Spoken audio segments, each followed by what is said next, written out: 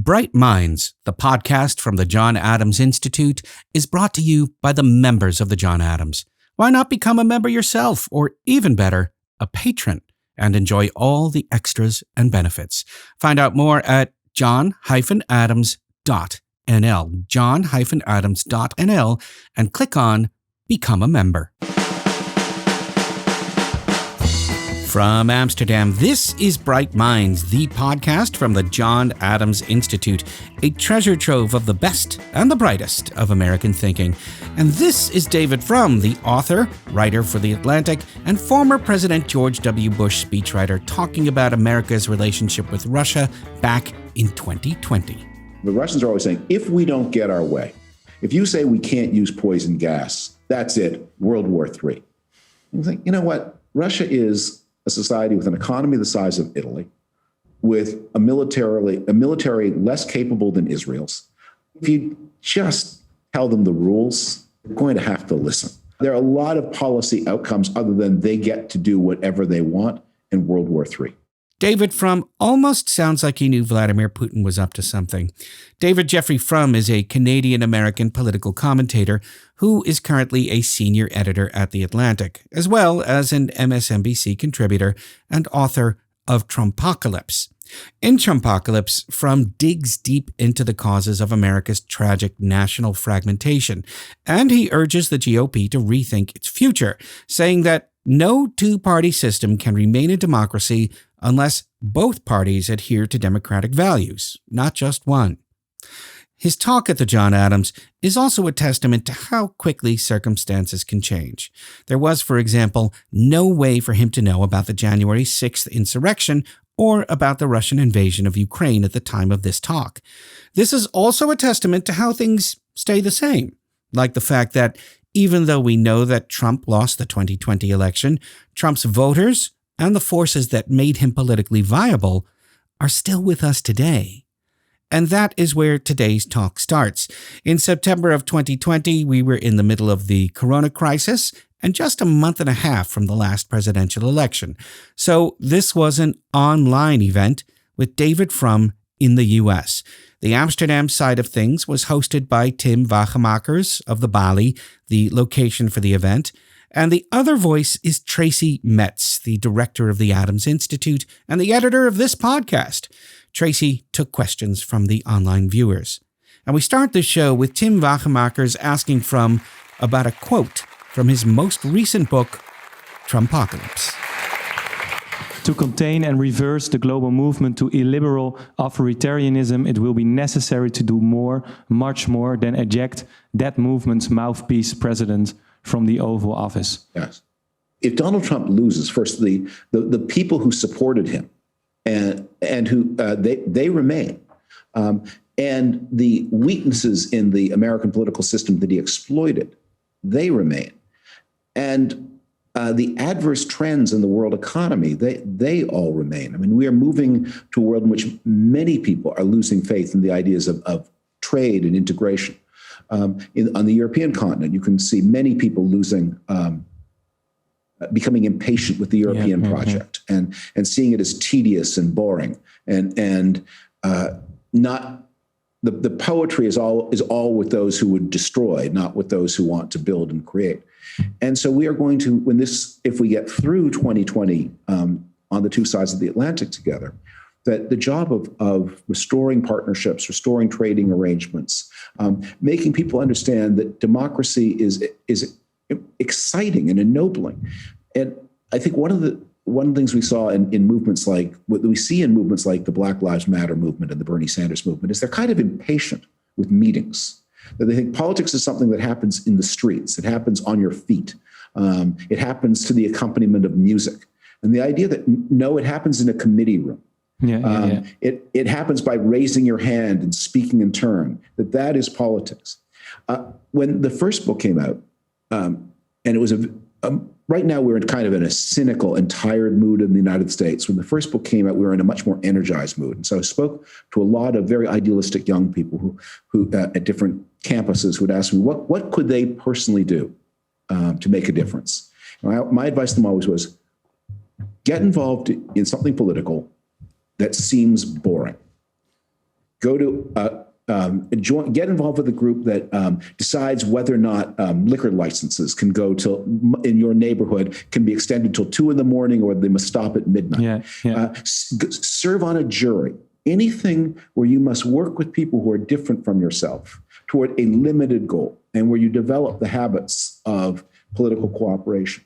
And what you see in these mass, and I think we all have some sympathy with the ultimate goals of Black Lives Matter, but what we see is a movement that increasingly is a movement and not a political activity at all. And the energies of movements are, for democratic societies to channel them in productive ways is always very difficult, and it requires habits that we value less than people did 30 and 40 years ago. But at the same time, that's also a second step, right? After raising awareness, getting involved, the things people are fighting for drip into politics and other people start taking it over. It's also a natural process, maybe. Yes and no. If you are prepared to accept, I will not get my own way. If you say that getting some of what I want is good, it's unreasonable. That learning to appreciate compromise. Unless if I do not get everything, it's a betrayal. That's why revolutionary movements so often end up at the guillotine, because they know only there are only two possibilities: the total creation of a new society, or betrayal from within. And since they never create a new society, there must always be betrayal from within. It's a good moment, maybe, if we're at the guillotine right now, to go to Slido and see what questions are popping in. Tracy, do you have a few? I have a lot, and thank you all for sending them in. A lot of really good questions. One of them that I think connects well with this part of our discussion: if Biden is elected, what should his first priority be to reinvigorate American democracy? I think his first priorities have to be to deal with the choke points in the American political system that will enable a minority to doom him to failure. Because politics will continue. And if we have a weak recovery from coronavirus, if the problems if there isn't quick improvement, there's an election in 2022, and that isn't enough time for the Republican Party to be reconciled to democratic values. So Biden needs to do things to make sure that he's able to realize a meaningful program. And some of that will be at the federal level, reforms to Congress. I would say making sure that there's some urban states like the District of Columbia, getting statehood quickly for the District of Columbia. A lot of them happen at the local level, because one of the ways that 2020 will be very different from 2008, and it will give an opportunity that wasn't there in 2008, is 2020 is also a census year, which means that 2021 will be a redistricting year. What happened to President Obama? So he wins in 2008, he becomes president in 2009.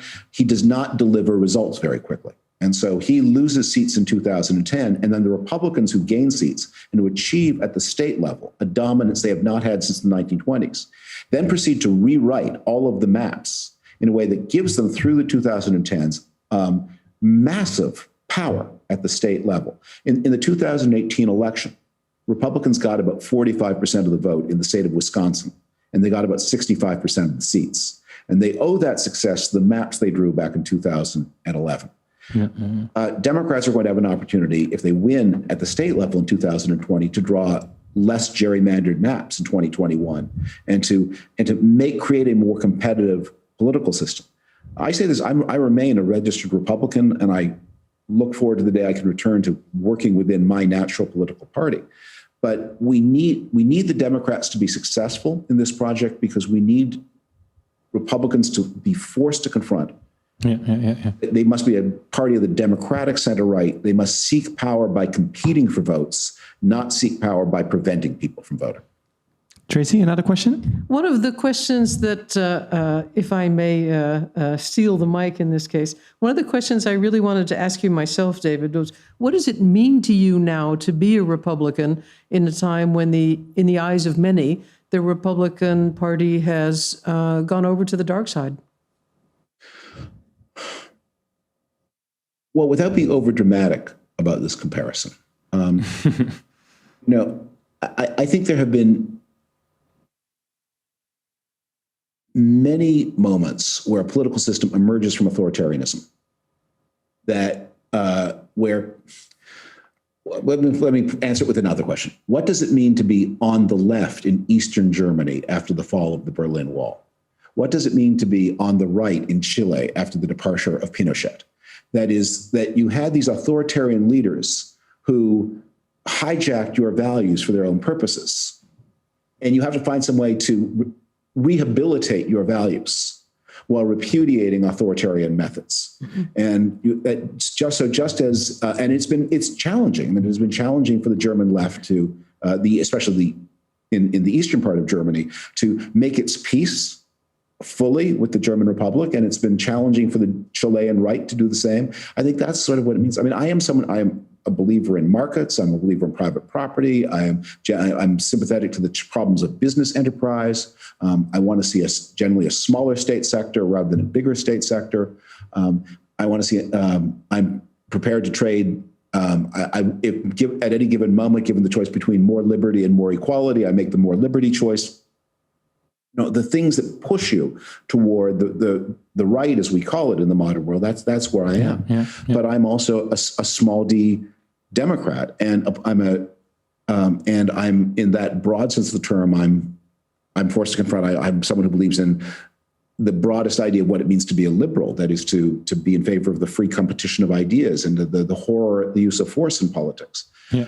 So we have a Republican Party that needs to be redeemed and made a useful institution again, rather than a dangerous one.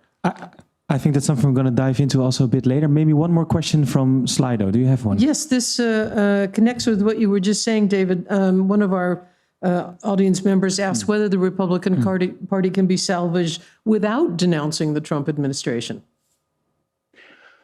Well, it's going to have to be salvaged, because so long as we have the political institutions we do, the United States will be a two-party system. And it's so hard to launch a new political party in the United States. I mean, we have seen parties go through events that would seem even more discrediting than Donald Trump. I say in the book that the Democrats got themselves on the wrong side of the Civil War. The Republicans got themselves on the wrong side of the Great Depression. And both parties managed to come back because it's easier to change them than to start new. I think it won't happen that the process of coming to terms with Donald Trump will happen through generational change. That people who are not present will say, we'll get younger people, and they will say, well, obviously I wanted nothing to do with that, but I still believe in these principles. And that's how reform will, I hope, come. But we need it to happen fast, because it's going to be a bumpy ride in the next 2 to 4 years post-COVID. And if we have a party that remains Trumpified, being one of our two great parties in the United States, we will never achieve democratic stability. I think some people want to dive a little bit deeper into something you mentioned, Tracy. We have quite a few questions from people who wonder, is the U.S. on the brink of civil war? Will states secede from the Union? And what is the worst case scenario if Trump is reelected or claims the election? I share the view that we live in a much more peaceful world than people did even 30 years ago. So I think I don't envision these kinds of very dramatic, very violent scenarios. I do worry about, and I think we are seeing this, low intensity right-wing racialist violence. The attack on the Christchurch, New Zealand mosque, Anders Breivik, the attacks we've seen in the United States. So this is not a civil war, because we're talking about, the most terrible of these killers will kill some dozens of people, which is hard. That's hardly, it's a horrifying catastrophe, but it's not a battle. Because we don't do that anymore. But I worry about that just as disturbed young men from Islamic backgrounds can go on the internet and find a starter kit of rationalizations and methods and slogans and ideology, and then the starter kit says, now go find your own weapon and go find your own target. There's no training, there's no program, there's no organization, but there is a kind of prefabricated tissue of ideas and grievances and justifications. And I think we're seeing now on both sides of the Atlantic, young men from traditional, ethnic majority backgrounds, self-radicalizing in that same ISIS way. Yeah. And in our country, where it's so easy to get weapons, if you can find a rationalization and a grievance, you can find a weapon, and then you can find a target. You wrote about this today. today. We'll see a lot of this. You mentioned this today on Twitter, David. You're an active Twitterer, and I enjoy reading your tweets. And you said there was a video of a group of armed men walking the streets. Yes. And you said this is not militia. This is simply a gang. Right. So that we have seems to indicate a serious lawlessness. Where we will see men in scraps and fragments of military uniform carrying weapons and trying to intimidate their neighbors, and they will often be described as part of a militia movement. Well, a militia in America is an old established institution in the United States. It is the armed force of a state government. And what makes something a militia, we have the first federal act describing the militia was passed in 1792. And it regulated the relationship between the federal government and the militias. And it identified two crucial elements to make something a militia. There must be officers who have control over their troops, and those officers must in turn answer to a political authority. Mm-hmm. And if you have those two conditions, the officers discipline the troops, and the officers answer, then it's a militia. It's distinguished from the regular armed forces because it's less professional. Yeah. They're maybe not paid, they maybe don't drill all the time. But these people, they are gangs. And this is an increasingly common phenomenon in the United States. And many of the individuals in those gangs will, again, find their way to prefabricated rationalizations for violence on the internet. Once Trump is gone, I do worry about this as a problem. But then maybe that was another segment I thought would be interesting to talk about, and that's maybe, and you write in your book also about it, how did we get here? I mean, and one of the things in your book, I thought it was a really striking sentence. You write about some conservative presidents, you write, sometimes they have drawn power from deep and dark energies in the American soul. And you say that in response to some people claiming in the book, racism and authoritarianism were always present within American conservatism. Is it in that sense that what's happening right now and what we're seeing is a legacy also of the presidents that came before him, and also a president maybe you served? Is there some truth to that? Well, because I thought it was really a deep sentence that they have drawn from these deep and dark energies. But I think I go on to say in that same paragraph that while they drew from these energies, they also tried to control the energies. And the difference between a Ronald Reagan or George W. Bush or I'll tell a story about President Bush. I remember being in a conversation with him with a staffer, and one of our staffers, who's a very sophisticated, modern person, and went on to a very successful career, but his father was kind of an oddball who lived in the hills with that. And President Bush was very funny. He asked this staffer, "So your dad, does he have his own generator? Yeah. Does he keep stock up on canned goods?" And he completely knew the type, but he obviously thought of it as that's not one of my supporters. I have zero time for that. But I would say we have to do two things. We have to keep two truths in mind. And Americans tend to say they explain everything in American society by reference to something else in American society. So they say, we see Donald Trump, and therefore we will look backwards into the American past and look at Reagan and George W. Bush and Richard Nixon. And I'm always trying to press Americans to be less parochial in their political thinking. And say, okay, yes, I'm not telling you you're completely wrong, that this has historical continuity, but it is notable that there are similar movements in Poland, in Hungary, in Eastern Germany, in France, in Great Britain. They are not drawing from the history of the Republican Party.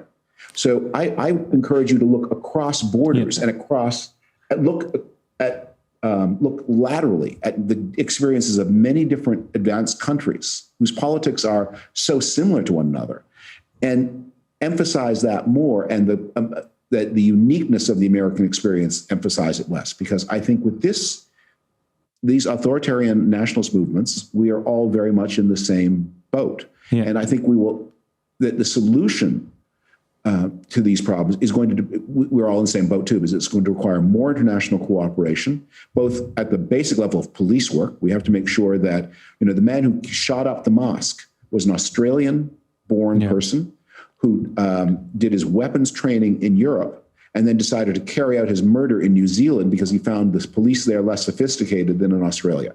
And that these people are moving across borders, so the police have to work across borders. And at the same time, if we're going to get our economies moving again post-COVID, we are going to need more trade and more international organization. I mean, it is a horrible thing to me that in this COVID crisis, you've seen even in Europe a breakdown of cooperation, where you had borders rise and France and Germany refused to share medical supplies with Italy, never mind the absence of cooperation between the United States and the European Union and the British off on their own adventure. And that what we ought to have learned from the past, from this experience, if we didn't know it already, was this world's problems are too big for any one government, even the government of the United States. But maybe because I think that's a really excellent analysis of not emphasizing America's uniqueness all the time to explain things that are going on in the entire world. At the same time, we've all seen that America in the past decades was such an important world power, maybe world leader, that of course they were also in a situation to spread certain, what's happening in America also affects other countries. So at the same time, you can also say that, for example, if you talk about free markets, if you talk about trade, for decades that was shaped by American stance towards that. Well, that's going to have to change. I mean, when I was in the Bush administration, as you mentioned, and that was not even now, that's not quite 20 years ago. Depending on who's doing the math, the American economy then was about 7 times the size of the Chinese economy. When we went into the last global financial crisis in 2008, the American economy was 3 times the size of the Chinese economy. Today, depending on who's counting, the Chinese economy is about 3/4 the size of the United States, maybe a little more, maybe a little less. And before I am able to finish probably my last book, the Chinese economy will overtake the United States economy, sometime perhaps as soon as this coming decade. So we no longer live in a world in which the United States, now the United States will remain the richest country, or the Americas will remain richer than China, but the idea that the United States will be able to impose its will on the world, and that's one of the ways that Donald Trump is such a backward-looking figure, because his big idea has been he will bark orders and everybody else will obey. And he didn't understand when America could bark orders like that, the presidents were wise enough not to try.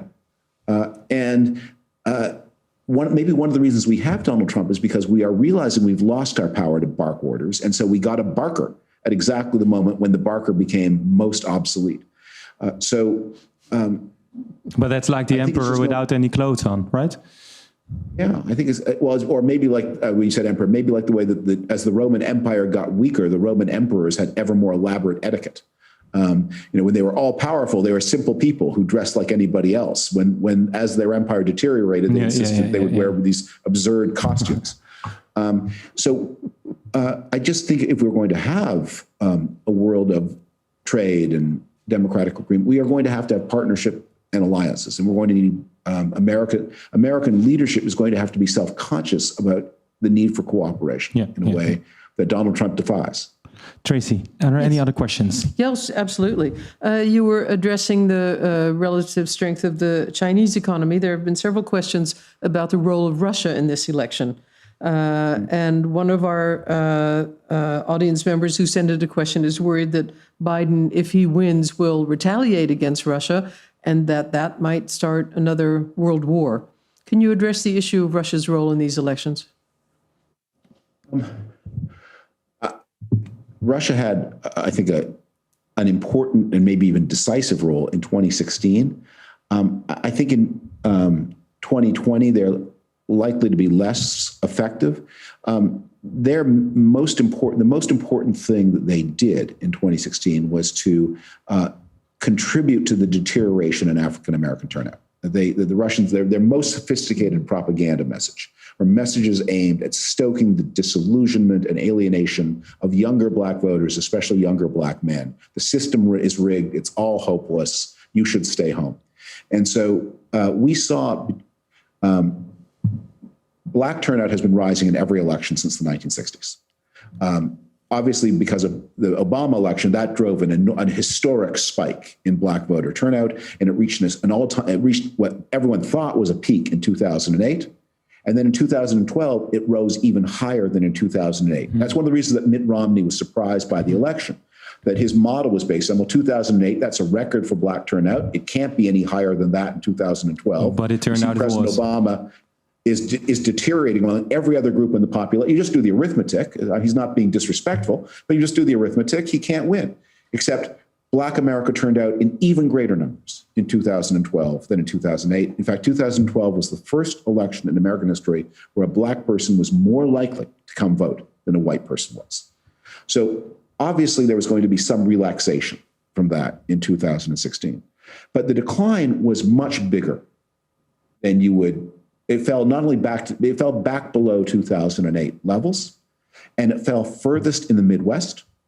And it fell furthest of the states in which it fell deepest were Wisconsin and Michigan.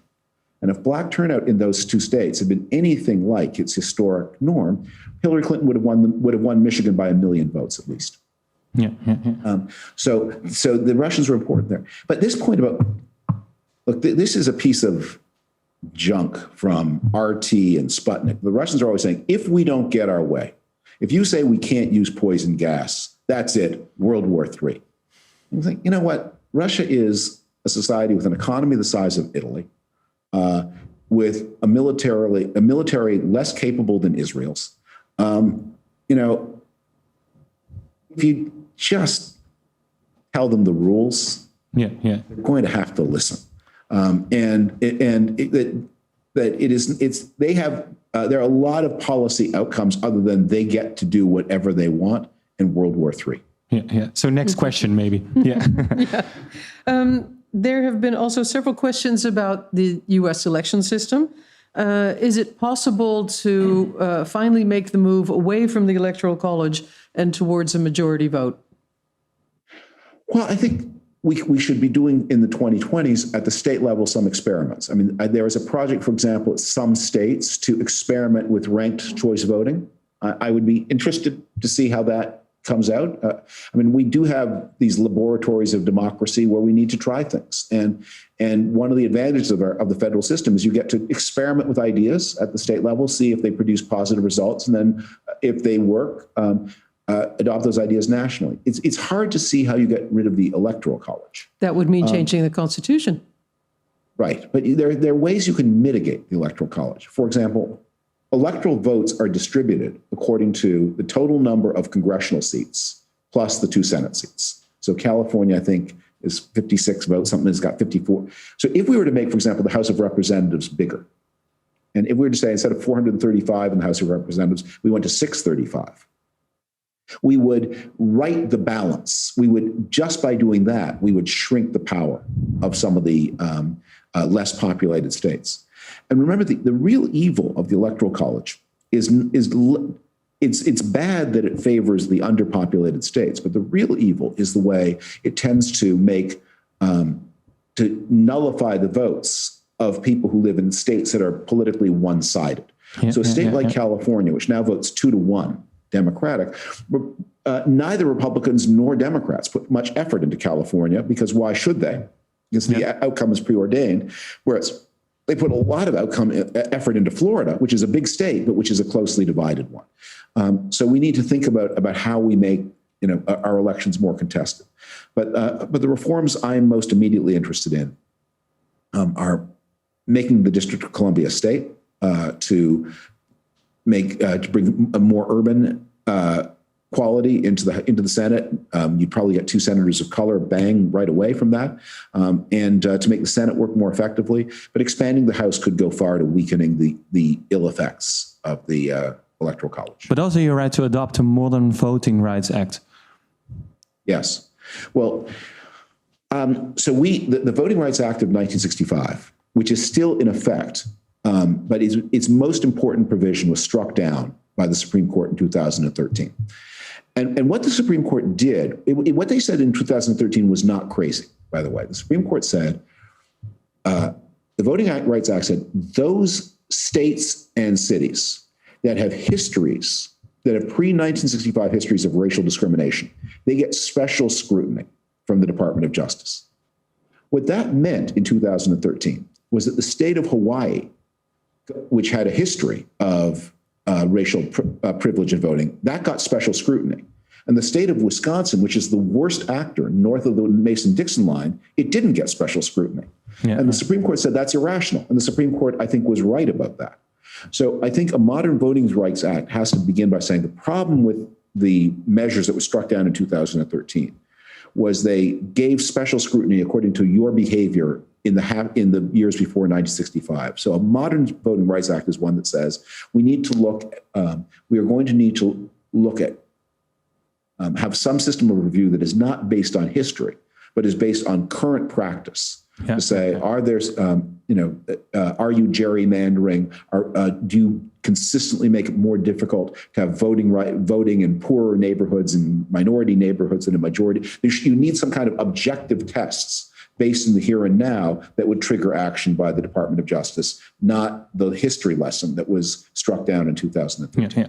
Because actually that's another theme I'd like to address maybe, because you're talking, if I listen to you, you say it's no use to speculate about the future. I don't do predictions. We should be careful with looking back and saying this is where it all started, since this uniqueness of America, where we're seeing global trends. So we need to look at right now. And one of the things, if you talk about the institution, is journalism, right? And actually today, Ilko Bos van Rosenthal, who's a friend of the John Adams Institute, journalist, he wrote a piece about how American journalism is, well, in trouble, since they don't know how to deal with this president. And one of the things that some people said was you should stop covering America as a democracy. Because if you do that, you do the wrong things. You cover every press conference, you cover everything the president says, because in general essence, you think government are in good faith. What you should do is, you should cater everything as a sandwich, say the disclaimer, he's probably not true, Trump said this, and doctors disputed that. How do you see this role of journalism? Because it was quite a telling piece, I think, how this discussion is going on in America. We have no BBC, and even our most powerful elite institutions, like the New York Times, have very limited range, very limited reach compared to their counterparts in Europe. The beginning of wisdom about journalism in the United States is to understand that the most important media companies in the United States are not the New York Times, not CNN, not even Fox News. The most important media company in the United States, by far, is Facebook. And the next most important media company in the United States is YouTube. Yeah. And probably Reddit is somewhere up there. And a podcaster named Joe Rogan is more important than CNN. And just so when we talk about being in the now, we need to, and so much of our media criticism is based on the media habits of older, better educated, more affluent people who grew up in a different media culture than the one of today. So I don't think the problem is that cable, there's much to criticize in the way cable news covers anything. And CNN in particular, we all consume it, and it has the problem. CNN is both simultaneously trying to be moderate but, in its positioning, but super sensationalist in its method. Actually, it is of the networks, it is by far it is more sensational than Fox News. You will find more because CNN depends so much on keeping you watching for 2 more minutes. And Fox doesn't? Fox Not as much, because Fox this is maybe more, but Fox tends to be in, if you get the cheapest cable package, you get CNN. You have to pay a little bit more to get the package that has Fox, typically, not in every town, but we do this by different regions, but typically, so Fox, if your cable company buys Fox and you take the second package, whether you ever watch Fox or not, they get $2 a year from you. They don't really need to keep you watching. They worry about their regular watchers and selling advertising. But CNN is in a different business. So they depend enormously on their airport travel. They just need to get eyeballs. And so they tend to be the most, and if you watch them, you will see that they're always saying, coming up, the boy trapped in the well. We'll have the story about the boy trapped in the well at the 55-minute mark, but they don't tell you what's going, like just in this desperate effort to keep you moving. But for all of that, it's not as important at all as the way that Facebook manipulates those who are less sophisticated.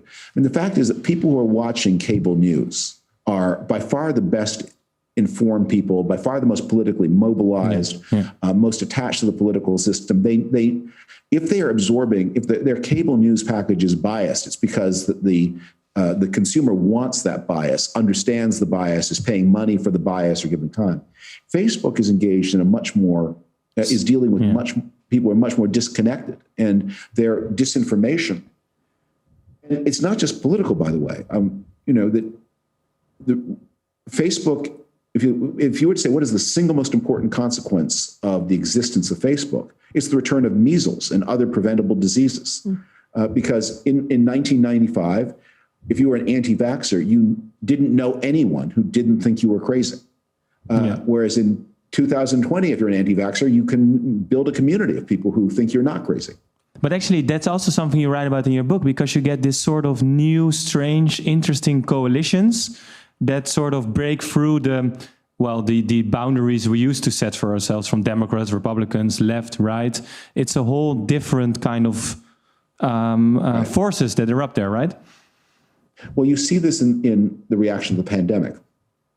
And I have this question in the book is, we have the people who are opposed to modern medicine, who doubt science on the pandemic. Are they left-wing or right-wing? I assume, and it's true in the Netherlands as here, that when you meet these people, they have this. Many of them have patterns that look right, or backgrounds that look right wing. Others have backgrounds that look left wing. But in this new world, what they agree about is that the pandemic is a fake. That Bill Gates wants to put a microchip in your body. In the same way, I mean, we've had a revival of conspiratorial anti-Semitism. Is that left wing or is that right wing? It appeals to people on both sides. And meanwhile, in the era of Trump and Brexit, you discover like John Major and Tony Blair. What do they disagree about? I mean, once upon a time, they were the deepest political enemies. And today, probably on the most important issues facing Great Britain, John Major and Tony Blair probably agree about everything. Yeah. So our way of analysis has also to change, maybe. Yeah. There are different questions, I guess. Again. There are indeed. A number of people are wondering, we saw again today that Trump refuses to say whether he'll accept the outcome of the elections. Roger Stone has said, you should declare martial law right away. Right. What could possibly happen if he does indeed not accept the outcome? Constitutional limbo, martial law? What are the scenarios? Yeah. Well, with Donald Trump, there's always the combination of his political pathology and his psychological pathology. So what you're hearing when he talks about not accept, it's also he cannot psychically cope with not being the dominant, all-powerful winner. So he doesn't have a plan B. President Obama, going into the 2012 election, ordered a part of his administration to focus on should he lose, a transition plan to Mitt Romney. And that there was a group of people whose job it was to prepare for the possibility that President Obama would lose and would have to transition power. Because the way a psychologically normal politician thinks is, I hope I win. I believe I deserve to win. I think I probably will win. But nothing in life is certain, and you have to be prepared for every eventuality. And I don't want to look, and if I lose, I don't want to look irresponsible and selfish and like I only cared about me and not the country. So Donald Trump doesn't have that. But he's also he depends on emotion, this dark emotional energy. So he's trying to stoke it because he knows that his people are intimidating, that they are the people who go to polling stations with guns and stand, and we saw some of this in 2016, and we'll see more of it in 2020, stand with guns and try to frighten away women who are coming with children and maybe deter them from voting or create a general mood of uncertainty and chaos that will allow Donald Trump to hold on to power in some way. I don't know. I don't think he's got a plan. He never has plans, but he's got habits and impulses. And if the vote is close, I think we could be into some very dangerous situations. We could also see a a part of the country decide that even if Biden wins and takes the oath and assumes power, that somehow that they are no longer connected. The whole system is no longer legitimate. And so, we had this, in the 15 years after the Civil War, the people in the Western movies, the Jesse James and Billy the Kid and people like that, they were veterans of the Confederate Army. Yeah. Who would go far, who decided the government had no standing in their eyes. And so they moved out beyond the reach of society, and they then attacked train. They were both political terrorists and bandits. And that's a common pattern, right? You rob the train to disrupt the U.S. mail because you hate the United States. And you also make a dishonest dollar for yourself at the same time. And we may see some of that. And Donald Trump is sort of preparing the way for that. But at the same time, if that happens, then you say he might not win the popular vote, but we have the risk, and that was quite a harsh sentence, we have a risk of losing the connection of the people who voted for him to the political system in America. Yes. If you say that, then it sounds to me, as a total nitwit on the subject, it sounds to me as if that's maybe even a bigger risk or even more worse than him becoming president again. It sounds like a catch-22. No, well, look, we have to solve one problem at a time. Okay. And it's like that game Jenga where you have to take away the sticks, or like in the James Bond movie. Me too. In the James Bond movie where they have to cut one wire after another to defuse the bomb. You can't cut all the wires at once. It's one at a time, and then the expertise is knowing which wire is the one to cut last. Yeah. But so bringing about a more normal government, that's task one. But then we have to find some way. 63 million people voted for Donald Trump, and they're not moving anywhere. And while they are getting older, they are going to be with us for some time. And we have to find some way to reconcile as many of them as possible. What would be the first step? That's the last third of the book. I think we need to, first, the first step is to make sure, the most important step is to make sure the government works better for people. One of the reasons that Americans are so alienated from government is they don't see results for them. So I talk in the book about a series of projects that I think could bind the citizens closer to the government, and some come from what we would conventionally call the left-hand side, and some come from what we call the right-hand side. So I'm very impressed by the way that people in other countries feel bound to their state by their health insurance system. That what does it mean to be British? What does it mean to be Canadian? That the health insurance system is an important part of that self-definition. No American would talk that way. But people, the famous line of John F. Kennedy, ask what you can do for your country. I think we need to do a little bit of asking now of what the country can do for people. So if people felt, well, what does it mean to be an American?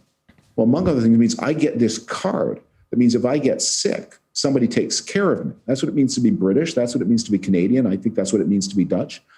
And it should be what it means to be American.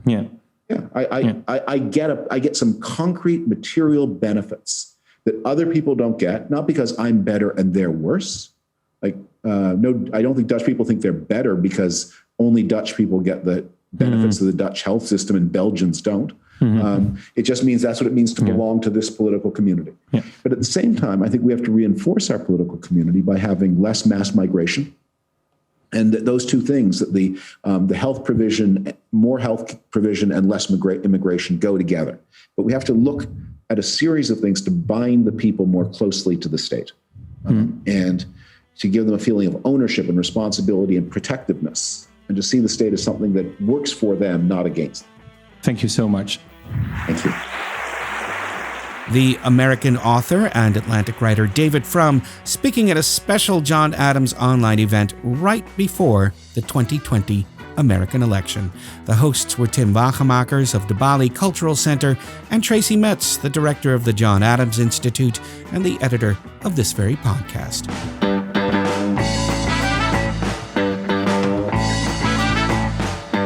Did you know that you can go to our website, john-adams.nl/videos, where there is a link to the video of this extraordinary event.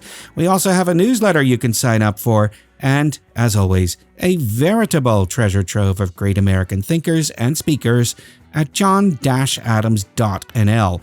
And while you're there, become a member of the John Adams. Not only will you support what we do here at the podcast, you get a discount to future live events. In the meantime, you should go to wherever you get your podcasts and review this show. This will help get the word out. We can keep on sharing the very best of American thinkers with you, free of charge. That's it for this week's show. Our theme song is called La Prensa by the Parlandos. Our editor is Tracy Metz. From Amsterdam, this was Bright Minds, the podcast from the John Adams Institute. I'm Jonathan Gruber. Thank you for listening.